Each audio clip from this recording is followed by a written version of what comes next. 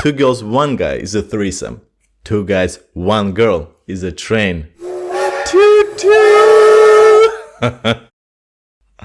It's so weird to have a shirt on without any pants.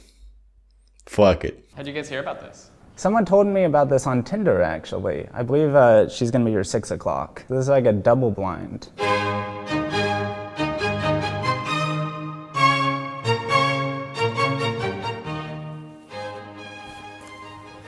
Hi. Hey. How you doing? Good. Good to finally meet you. Yeah, definitely. All right. Toes? Salute. Okay. Yeah. How many people have you hooked up with off dating apps? 4. 4 for like the standard, app to bed situation. Okay. 4 is respectable. Is it? It's nothing to sneeze at, but it's nothing to like. Respectful for whom? For a guy or for a girl? And don't tell me there's no difference. There's a huge difference. For a woman to get sex, it's like looking down on your nails and thinking whether you have to polish them or not. For a man though, it's a challenge. It's a challenge that demands a lot of knowledge, charisma, and big balls. I mean, figuratively speaking, and maybe literally. Freak out about. I appreciate that. Yeah. Which one of us do you think is more attractive?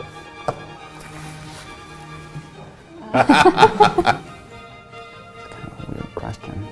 We know why she didn't want to answer that question. Whether she decides to hook up with him or not won't be solely dependent on his looks. I mean, he's different looking, he's out there, he's a 80s Magnum homage paying fella, but I don't think it's aligned with what she expects a dude to look like, at least in contemporary dating scene. When was the last time you masturbated? Sunday morning. Oh, wow. As a kid, I used to go to church, but now I'm an atheist, Okay. Oh wow, why would you even answer to that? I mean, come on, these questions reveal too much. One thing you should understand about masturbation is that when a woman does it, it's very beautiful, erotic, mystic. When a man does it, it signals incapability for securing your procreational imperative. And that's not too attractive in the eyes of women. And not just for women, it's a pecking order. If you as a guy don't get laid too much, it means that you're on a lower level of the dominance hierarchy. That's how I spend it. Is it weird to talk about masturbating on the first date? No. It should be. I mean, it's a matter of reading the vibe of the conversation and the chemistry that you have going on between you two. But nevertheless, it's too revealing on the first date. You have to at least make an attempt to remain as a mystery, somewhat of a mystery, to raise the anticipation of your dating partner so that she has something to look forward to. The thing that defines a present is the packaging. A present without the packaging is just an object. Finish this line. My favorite genre of porn is... Intimate. Intimate. The sensual one. Of course, what is she supposed to say? It's what women value in companionship. Someone with deeper understanding for their needs, emotional needs. And women invest much more emotionality into the relationship that they're involved with compared to men. I mean, we can pretty much boink everything on 2 legs. Of course, it depends on whether we have had some action in recent memory, recent past, or are we too desperate to bend our values and go for some unconventional forms to copulate with. Okay. Like that slow music, like the... Yeah, fretless bass. Yes. Yeah. Yeah. I know what you're talking about. And now you will hear the kind of music that she finds arousing. Yeah, those kind of stuff. I'm not gonna lie, I've played that card myself. How long are those? Are those like 3 or 4 hours long? No. That's like... This is a good one. How many sexual partners have you had? 19. What, really? You thought about it that fast? Well, Only because, like, for myself, I have to, like, think back.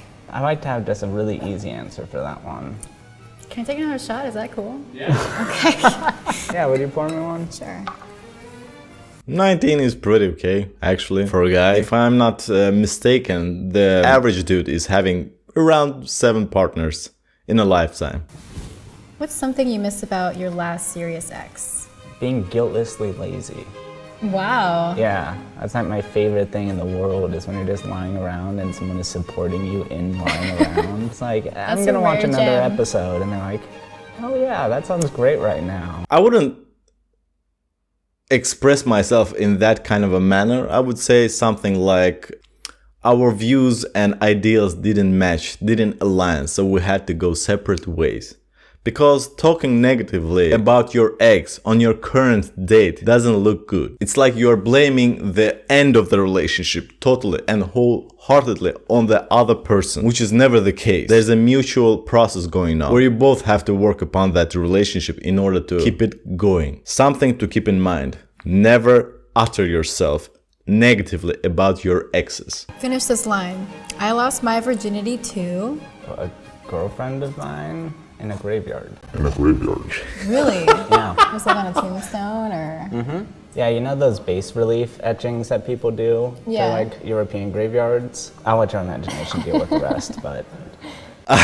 I would assume it's very cool to get high with this dude, but he is too blatant and not in a particularly smooth way, if you know what I'm saying. That kind of boldness in those kind of topics doesn't suit for a first date. But I would say that he's comfortable, self-aware enough to present himself in the way that he sees himself without any barriers or any masks. He's just being himself. The flip side of that coin is that it's not always that good. You have to be very leery about what you're revealing for your first date. I dare you to kiss me on the lips or take a shot.